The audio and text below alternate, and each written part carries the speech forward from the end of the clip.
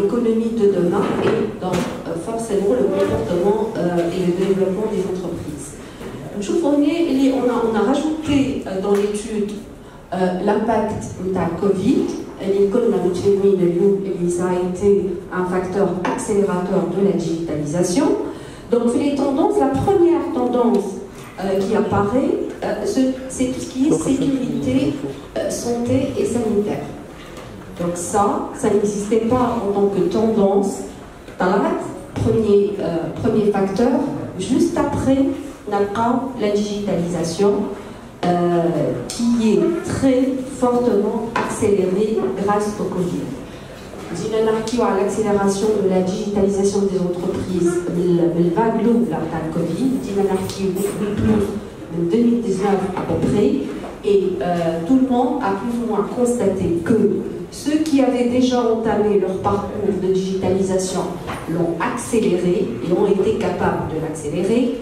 Ceux qui ne l'avaient pas entamé n'ont pas réussi à être à temps pour se doter du strict minimum en mode de fonctionnement interne, notamment en termes de solutions de collaboration, de gestion de clients à distance. Et ça a eu beaucoup de répercussions à le business, à part de marché. Ceux qui se sont sortis new, typiquement tout ce qui était en liaison avec le client et avec la vente, ont subi un impact business et un impact de positionnement assez révélateur. L'agilité dont a fait preuve plusieurs entreprises pour s'adapter, soit de l'activité, soit elle a basculé la majorité des transactions à digital.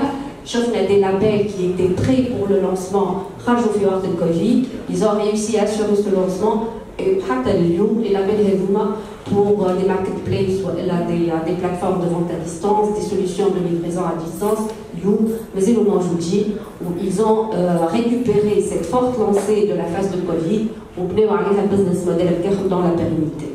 Donc ça, c'était pour dire que si on élimine le facteur sécurité sanitaire, clairement, c'est la tendance qui va impacter le business de demain.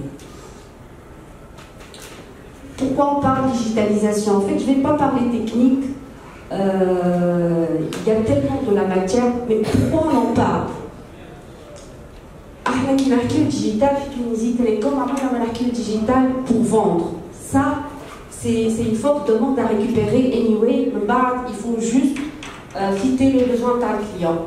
Mais c'est quoi derrière l'enjeu Haqqani? Il y a 3 piliers. Donc le premier, c'est l'axe client. Le digital, il impacte de manière irréversible le parcours client. Le deuxième pilier, c'est le pilier de l'organisation interne, le fonctionnement interne de l'entreprise, qui, à jamais, il va être soit digital, soit il va subir des dysfonctionnements. À la logique, on digitalise pour optimiser, pour gagner en performance. Nous, on parle d'impact direct, de transformation des business models des entreprises, de transformation de la logique de la relation avec le client. Et il y a un droit, oui, grâce au digital, justement, il s'est approprié le pouvoir de décision, de comparaison, d'évaluation. Il s'est même approprié le pouvoir d'être partie prenante dans la définition même des prestations, des produits et des propositions de valeur de l'entreprise. Je parle de fait que peut-être, quand je vous parle de degré de maturité, de fait, de réalité du marché, de réalité de comportement, laquelle l'entreprise elle n'a pas cette capacité de l'assimiler. Que l'entreprise trame, c'est quelque chose qui va venir dans quelques temps, dans quelques années, alors elle va rater son positionnement sur le marché. Donc, bien sûr, c'est toute la chaîne de valeur dans l'entreprise. Quelle est une chaîne de valeur fermée? Les entreprises les plus performantes, par exemple, ce qu'on appelait un process de définition de catalogue offre et service, un catalogue d'innovation. c'était une boucle fermée. C'était un process innovation, des concepts, validation de concepts, études de marché et tout, mais c'était interne. Lyon, ça s'éclate, ça devient une chaîne de valeur ouverte. La proposition peut et doit émaner du client pour être sûr et certain que toute la chaîne de valeur, elle va satisfaire le besoin du marché. Donc, pour résumer, Rana, client, organisation et partenaire. Pour le client, on ne dira jamais assez, donc le remettre au cœur de la chaîne de valeur. 40% des dirigeants seulement en PME-PMI utilisent des données pour la personnalisation. Pour eux, le corps client, c'est un cœur unique. Ou alors, on va essayer de partir sur des hypothèses de segmentation. Alors que la collecte de données par le feedback client, elle est accessible, elle peut se faire en temps réel. Traitement des ici en temps réel. En tout cas, l'attente du client, gardez ça bien dans l'esprit, et quel que soit le client, je peux un prospect, pour lui, la réponse à sa requête, à son avis, à son évaluation, à sa réclamation sur Instagram ou sur Facebook devrait être prise en charge et traitée ou la considérée en temps réel. Par ailleurs, ce même client-là, il est en plein parcours de consommation, le behavior complètement digital. C'est un monsieur qui, dans la vie, envoie des commentaires, des likes, des j'aime, échanges en mode digital. La durée de réponse, c'est l'instantané. L'organisation. Donc pour le volet organisation interne, qui n'a organisation, bien sûr, n'a que ressources humaines, mais n'a que surtout l'organisation des processus. Bien sûr, une organisation classique, on a des systèmes d'information, des solutions. Pour nous, là, on a digitalisé, mais ça n'a pas fonctionné. Alors, quand on parle de la digitalisation de l'organisation, il faut la refonte entière des process. Déjà, les process doivent être revus avec une orientation client. On ne peut pas digitaliser un process en mode opératoire ou une procédure de travail qui ne peut pas satisfaire un parcours client ou un parcours partenaire digital. Donc l'organisation, on considère que c'est important, c'est un pilier de toute la transformation digitale. 61% des dirigeants favorisent peu le travail en mode projet. La digitalisation en interne est un projet de transformation par excellence. Ça ne s'impose pas. Ça doit être supporté, ça doit être sponsorisé par le management, par le leadership, mais ça ne s'impose pas.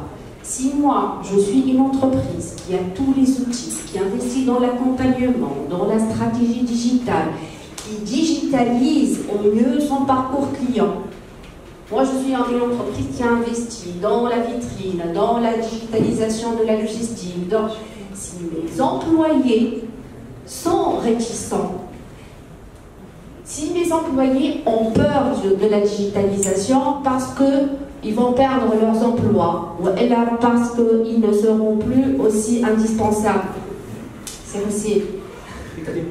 Là, je t'amène un témoignage.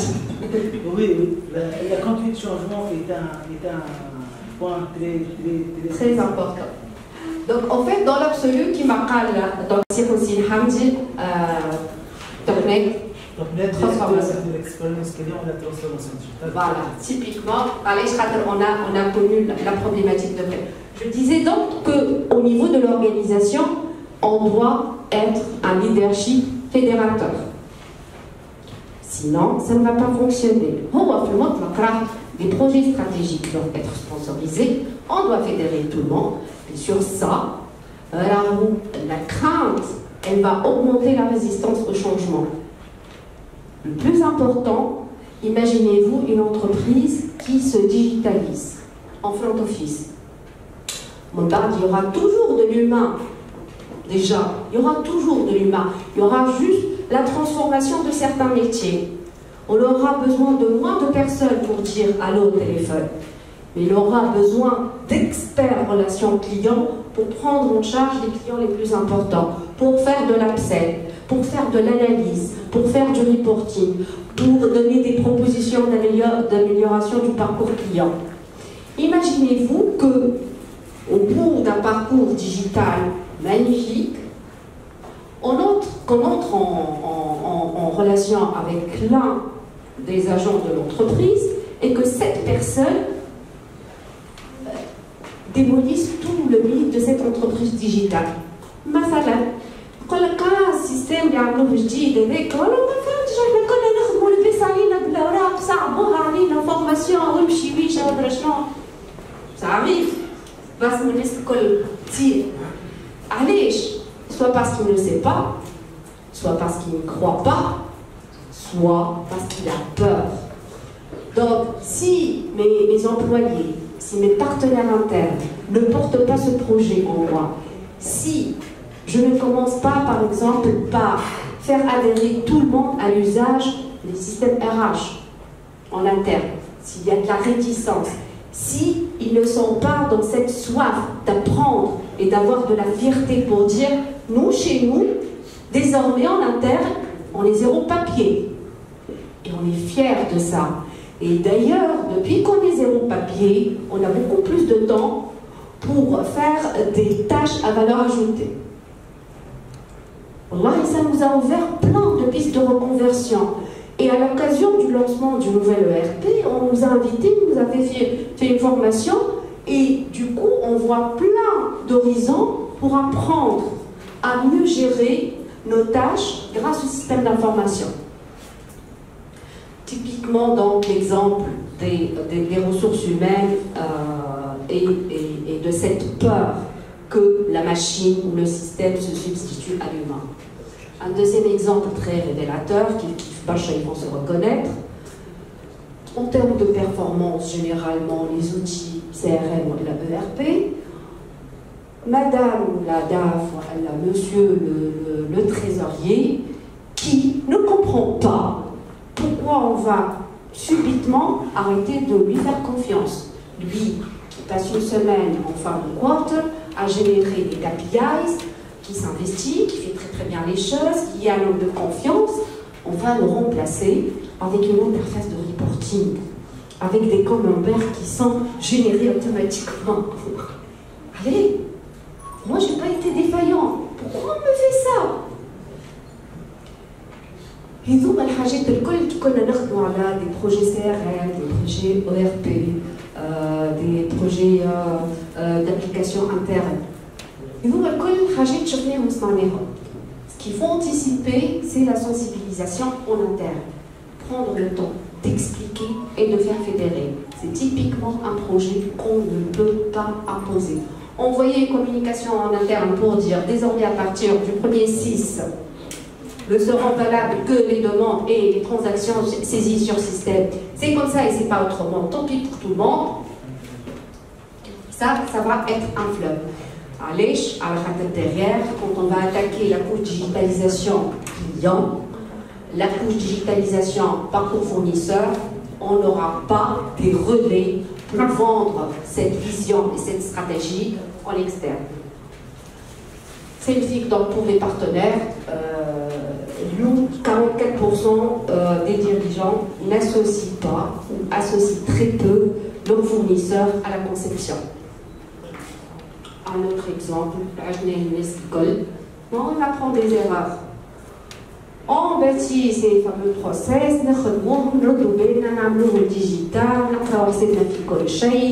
on fait des réunions en interne, on fait des workshops, on a des réunions de suivi, réunions de pilotage de champ. On rajoute le fameux cahier de charge. Oups, on n'a pas prévu, fait partie de l'intégration. Les partenaires internes اللي احنا نخدموا معاهم ça rend une interface d'intégration, elle coûte 10 fois plus, juste parce qu'on n'a pas pensé que ce partenaire peut avoir un avis. Il peut avoir par ailleurs un projet de transformation, des contraintes système, des contraintes de capacité. Bref, la digitalisation doit être très soutenue en haut, mais ne peut pas se faire de manière ascendante. Il faut associer tout le monde, il faut être conscient de ça et il faut fédérer un maximum d'intervenants tout autour. Alors, la première problématique, à l'ECH, on a du retard de digitalisation par les PME, tout simplement parce que l'impact de la révolution digitale n'est pas bien perçu. En fait, les chefs d'entreprise ne se rendent pas compte que ça, c'est une problématique qui peut affecter à moyen et long terme la pérennité de leur entreprise. Ils n'en prennent pas conscience. Qui n'a qu'à des dirigeants, ça rate. Les produits. Mais en termes de priorité, là, tu veux chiffre d'affaires. Mais je perds des parts de marché, je n'arrive pas à comprendre pourquoi. Donc, les commerciaux, les systèmes digitaux. En fait, il perd des parts de marché parce qu'il a des nouveaux entrants sur la place qui sont en mode digital, qui n'ont pas d'investissement, qui n'ont pas de boutique, qui ont des commerciaux sédentaires, une structure de court terme, qui n'investissent pas, les panneaux publicitaires, ils savent le viral, il grignote sur sa part de marché. Et lui, il s'obstine à continuer à bosser 10 fois plus pour récupérer sa part de marché. Et il ne prend pas conscience que le mal est que lui, il ne prend pas le train de la transformation digitale. Une veille structurée. Qu'ont fait les autres? Moi j'ai fait ça, je vais faire mes bilans, je vais évaluer plus tard. Qu'est-ce qui se fait ailleurs? Typiquement la veille par rapport à des activités, des verticaux métiers similaires. La veille est pas mal à un comportement d'achat, à un comportement de consommation ici, à les projets structurants ici, à un compétiteur pas pour copier, pour anticiper. On doit être en mode veille de manière constante. Parce qu'on ne va pas digitaliser et s'installer. C'est un processus continu. Donc en fait, 85% des dirigeants ne font pas de veille et ne pensent pas que c'est important. Alors, juste, Renaya, il y a la prise de conscience, il y a qui m'a l'air appris là.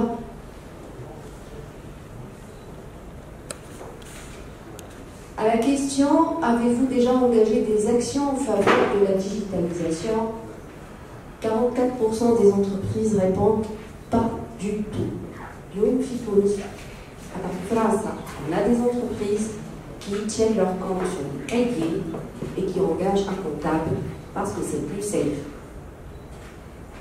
Le retard, il est juste énorme. Les enjeux, l'école anarchique, les clients, l'organisation, l'écosystème dans le marché, qui sont des enjeux très structurants pour la pérennité de l'entreprise, soit l'entreprise ne pense pas que c'est des liaisons directes, cause à effet. Oui, c'est vrai, ça existe, mais ça, vous savez, c'est pas le digital qui va changer les choses. Soit ils pensent que ça va prendre du temps. Et ici, mais encore, on a encore du temps, hein, on va y penser plus tard. On a le plan stratégique, ce n'est pas le budget, on a le budget chauffé, on va voir ce que ça donne. Il y a une notion fondamentale, bien sûr, il y a la notion de maturité digitale. Une notion de maturité digitale, il y a les 3 niveaux donc, de maturité, il y a les débutants, ceux qui maîtrisent, il y a ceux qui essaient d'apprendre et d'avancer. Mais on a pris le temps d'expliquer pour dire que déjà, la maturité, l'état d'esprit du dirigeant. Qui n'a la maturité digitale dans l'entreprise, on ne fait pas ce focus-là. Qui n'a la PME. La maturité digitale de la PME, c'est la maturité digitale du premier responsable. Une PME est gérée de manière différente. Une PME n'est pas structurée pour être dirigée avec plusieurs avis. En général, c'est un TSI qui est suffisamment qualifié pour tracer une stratégie de digitalisation. Au mieux, on va trouver de bons cadres qui sont là depuis assez longtemps et qui gèrent le quotidien.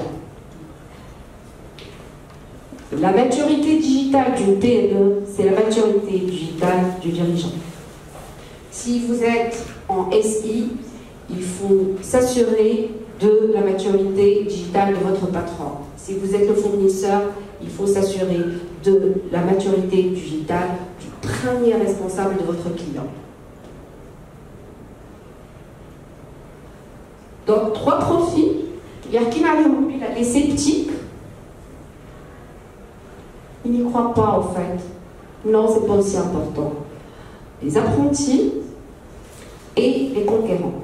Bien sûr, les conquérants, c'est normal, on est sur le groupe qui, comment ça s'appelle. Les sceptiques commencent à apprendre à fonctionner différemment, même s'ils ne sont pas complètement convaincus. Le passage Covid, il a accéléré pas mal de choses et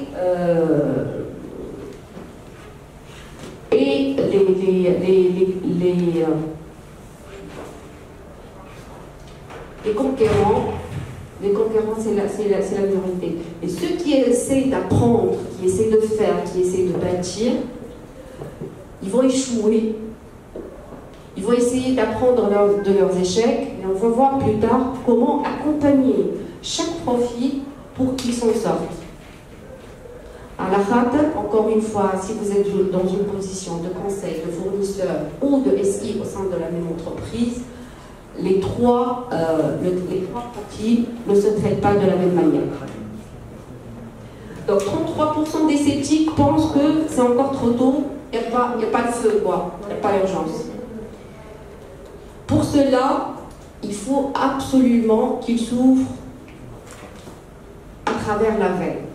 Le meilleur moyen, c'est d'expliquer, de dire, si ça se passe comme ça ailleurs, typiquement, reprendre des mini success stories de personnes qui ont transformé la relation client, le fonctionnement interne, et expliquer A plus B que ça a permis soit de faire plus en termes de revenus, d'économiser, de gagner en agilité, de gagner en efficacité, de gagner en temps. Donc une veille continue permet de faire transformer l'état d'esprit d'un manager sceptique par rapport à la transformation digitale. Il faut se rapprocher des clients, parce que le client est l'un des 3 piliers qui m'achève la pile, mais le client lui-même peut être sur une autre activité, et c'est une manière autre de faire la veille. Et ça nous arrive tout le temps. Il ne faut pas que votre client ait un pas d'avance sur vous. Si votre client a un pas d'avance sur vous, c'est que vous êtes mal. C'est que vous n'avez pas cette capacité d'anticiper le besoin. Anticiper le besoin, anticiper le besoin, quand on a une étude de marché, anticiper le besoin, maîtriser le comportement actuel et les attentes de votre client. On n'a pas le temps sur le digital. Donc, se rapprocher des clients, ne faut pas le comportement, ne faut pas les aspirations. Le client peut nous faire un feedback de veille très pertinent. Il peut proposer et il doit proposer, et d'ailleurs il va proposer, le client est au cœur de la chaîne de valeur de l'entreprise. Donc recueillir, être vraiment dans la proximité par rapport au client, quand on est manager d'entreprise, va vraiment accélérer le changement dans l'état d'esprit. Moi, je m'imagine un responsable informatique qui va essayer de me convaincre de l'importance l'importance de migrer vers un système automatisé pour la gestion des réclamations. يحب يعمل بروجي بون هو يحب خدمته ناعمه نفس الجمله اللي نجم نقول له للكليون تاش يقول moi j'ai appelé on m'a fait attendre من بعد j'ai dû rappeler وقت اللي هاز عليا شارجي كليونتيل يا سيدي لا عاود سالني على الخرفه الكل يخي ما عندكمش سيغام شنو انت ما تراش شكون طبق وانت ما هزيتش عليها ما فهمنيش خدها ميساج داتونت خلي لك خدها فويس خليك فويس نحكي لك على الريكلاماسيون تاعك كيف يقولها الكليون سي beaucoup plus important pour un dirigeant d'entreprise. Enfin, se lancer dans l'exploitation des données.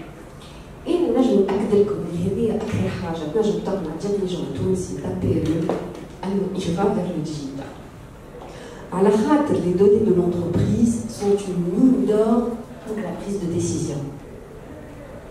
À la fin, le niveau de détail d'un traitement de données, le croisement des données, peut nous faire gagner beaucoup de temps et beaucoup d'argent. Mais, typiquement, le fait de travailler sur la collecte et le traitement des données va donner aux dirigeants l'argument le plus fort en termes de management d'entreprise. Et des chiffres approximatifs.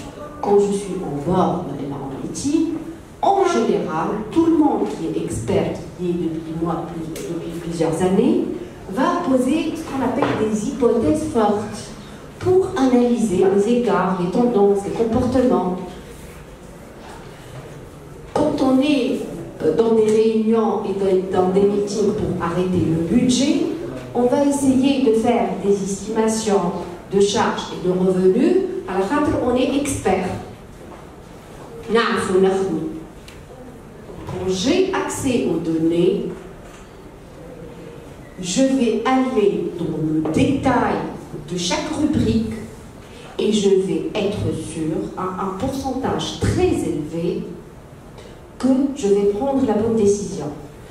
Bonne manière de décision, à n'importe quel moment au courant de l'année, et au bout d'un clic, je vais consulter mes rapports et valider les hypothèses ou les données, les réunions aux décisions de l'année. C'est comme ça qu'on dirige une entité business. L'accès aux données pour le reporting, pour le chiffre, pour l'accès aux données, par exemple, pour la partie achat et pour la partie chaîne d'exploitation, il y a des rubriques de coûts où on peut faire du saving qui peut même éviter à l'entreprise de s'acharner à vendre plus. À ISO chiffre d'affaires, on peut gagner plus. Allez, on croise, on anticipe, on lise des lignes de tendance et on est sûr et certain que l'information est fiable. Ma fameuse intervention humaine, je un tableau de bord interne. C'est capital. Donc ça, Kif c'est à la collecte de données pour le client. Sur ma base de clients actuels, quand je me il a réclamé, quand je me a en contact, quand je me chez le commercial, quand je me il a fait un feedback, il a une proposition, la gestion des suggestions clients. Sur un clic, j'ai une vue 360 degrés de mes clients. À la limite, j'utiliserai toujours des études de segmentation marketing. Et sur un clic, je vois mes consommations, je revalide les tendances d'achat. C'est capital. Est-ce que ce que je fais se reflète sur le comportement de mon client? Oui ou non? J'ai un train de réclamation très élevé, je vais zoomer, je vais aller dans l'analyse des causes et je vais aller piocher. Ça ne va pas reprendre une sonnette de traitement de données. Et je ne vais pas donner l'accès à une intervention humaine pour maquiller les choses sur un tableau Excel. Je vais aller prendre ma cause racine, je vais aller la résoudre et je vais faire un feedback à mon client. Et puis, juste me barre, je vais valider le fait que cette résolution de cause racine a bel et bien amélioré le taux de satisfaction de mon client. Le taux de satisfaction de ta clientèle, d'ailleurs, là, je me trouve à l'appli. Vous imaginez tout ce qu'on peut faire gagner à l'entreprise. Donc ça, c'était pour monsieur... Non, c'est une tendance comme les autres. Pour monsieur Septi. Du temps, les apprentis. Ils sont en plein dedans, ils sont pleins de bonne volonté. Ils veulent digitaliser. Alors, puisque c'est un chef d'entreprise et que, comme ça, c'est une lignée, il a toujours géré sa boîte pour la sœur. Donc, et les 70% maintenant ont une vision de leur transformation.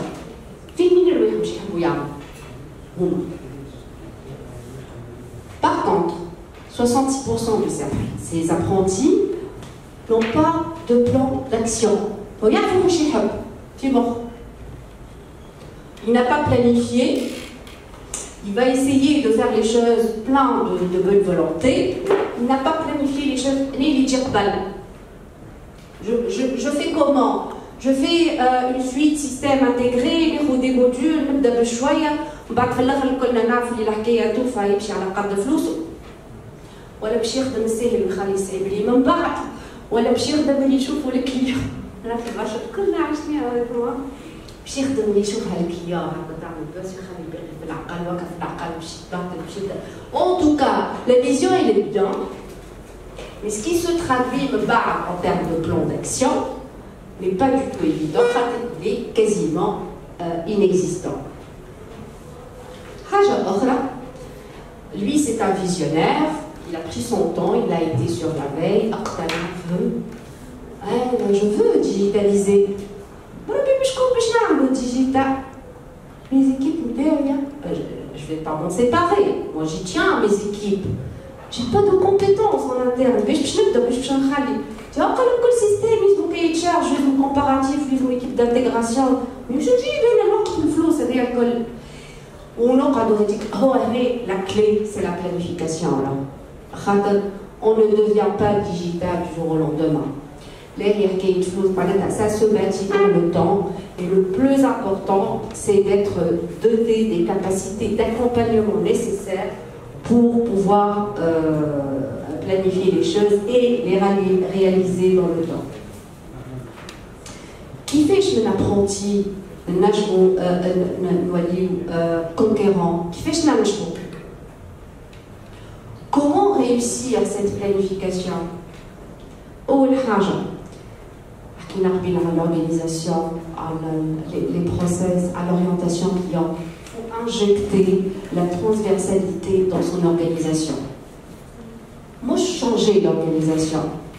Là où on peut avoir une structure organisationnelle figée, faire le périmètre 3, mais en mode projet, on peut être en transverse.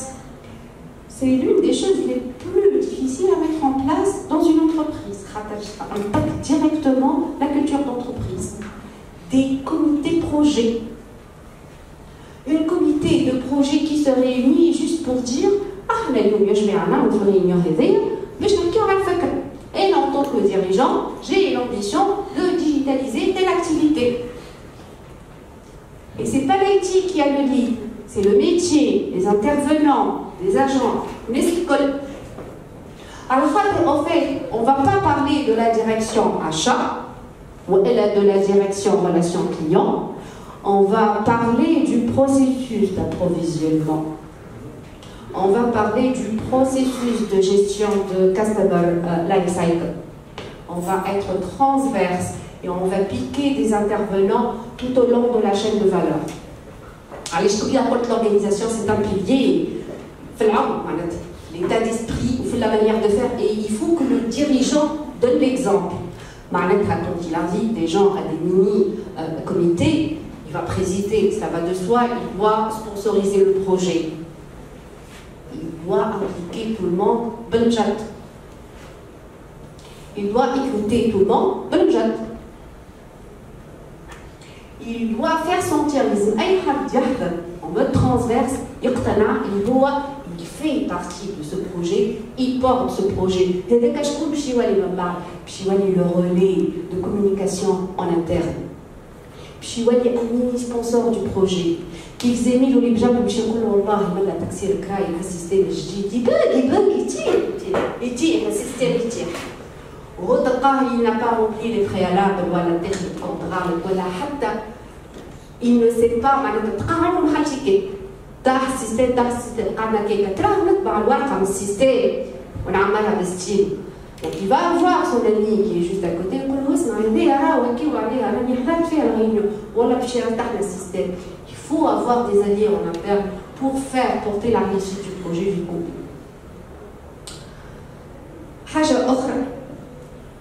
L'impact doit se voir directement sur la proposition de valeur attachée, sur l'offre, pas forcément un produit.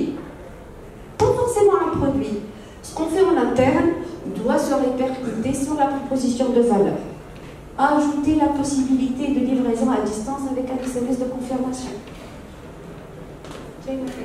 Dupliquer l'accès, le self-care dans le client, le dupliquer ailleurs pour qu'il soit accessible un peu partout. Il faut que la proposition de valeur soit impactée d'une manière directe ou indirecte.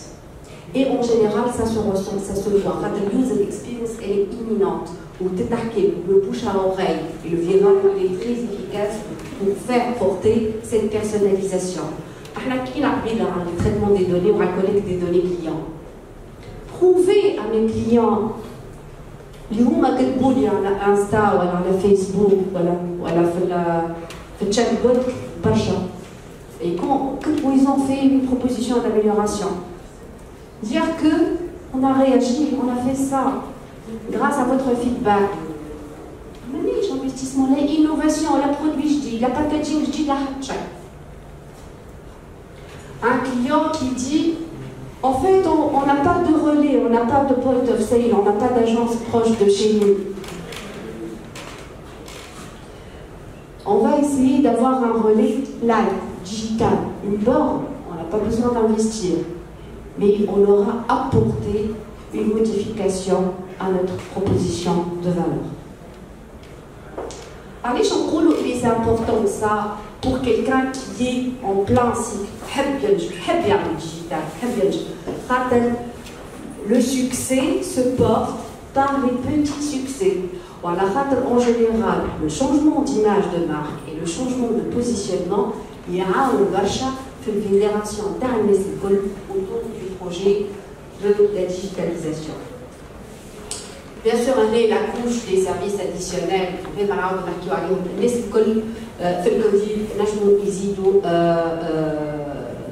La livraison à distance, assez rapidement, chatbot. On avait dans le pipe des projets. Donc, déprioriser, il vaut mieux prioriser ça. C'est des features. On va finir par les faire. Je vous assure que sur la partie travail collaboratif et options à l'envoi,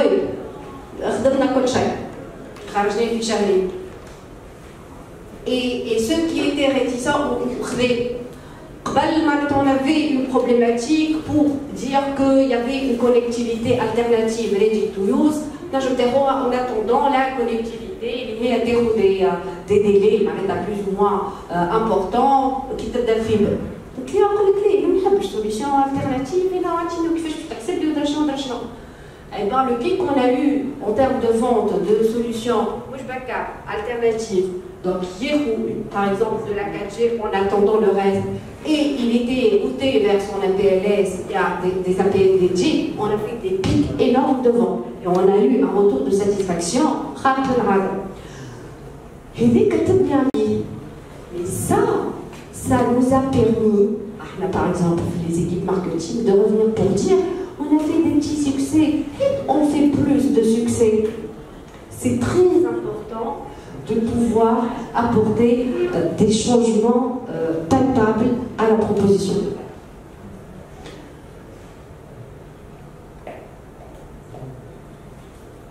Enfin, les conquérants, ceux qui assurent, ceux qui tirent tout tous leurs compétiteurs, ils sont en tête de liste, ils performent, ils se repositionnent. Ils ont commencé à faire leur réflexion il y a assez longtemps et à investir, et à planifier les choses, et à former les équipes. En général, c'est des conquérants, mais ils se limitent au fait. Tu vois, moi je ne sais pas les systèmes, ce n'est pas les solutions. 95% des conquérants ont une vision de leur transformation planifiée, ou évaluée. 91% sont très fortement engagés dans leur projet de digitalisation. S'ils sont conquérants, c'est que le leadership et le sponsoring est là. Soit 83% favorisent la transversalité, le process, on pas disant utiliser les outils. Mais 39% rencontrent des résistances en interne. Il faut bien avoir des difficultés. Même si on est sur une phase assez avancée de la transformation digitale, qui a un projet, il y aura toujours de la résistance en interne. Allez, le digital au sein de l'entreprise, que ce soit en interne ou en externe, il bouleverse les choses. Le rythme, l'impact interne, il est imminent. Donc, même s'ils sont conscients, s'ils sont sensibilisés, s'ils sont impliqués, ça va un peu trop vite. Donc, il y aura toujours cette résistance. Donc, le défi au quotidien, grâce au leadership, c'est d'emporter la vision dans les collaborateurs internes, les impliquer, les former, les coacher, leur faire confiance, leur déléguer à mini-projet, les tester, peut-être parfois changer les équipes, et ça c'est en cas d'absence de toute solution alternative. Comme tout projet qui essaie de se mettre en place, il y aura toujours des mini-rétracteurs où le seul défi, le niveau de maturité, c'est de gérer cette résistance en interne. Voilà. Il y a quelque chose pour quelques visuels. En fait, Business Tower, c'est une plateforme de Tunisie Télécom qui est dédiée aux petites et moyennes entreprises. Et nous notre faire en interaction avec un chargé clientèle pour dire moi j'ai l'idée de démarrer un projet de transformation digitale.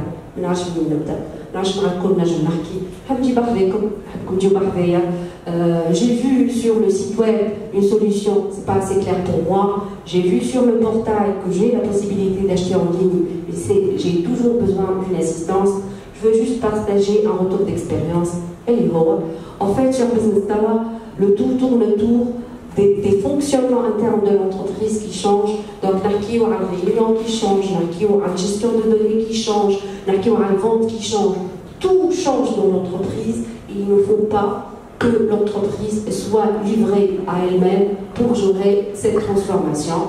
Donc, voilà. Donc, Tunisie Télécom a l'ambition d'être le sponsor de tout projet de transformation digitale.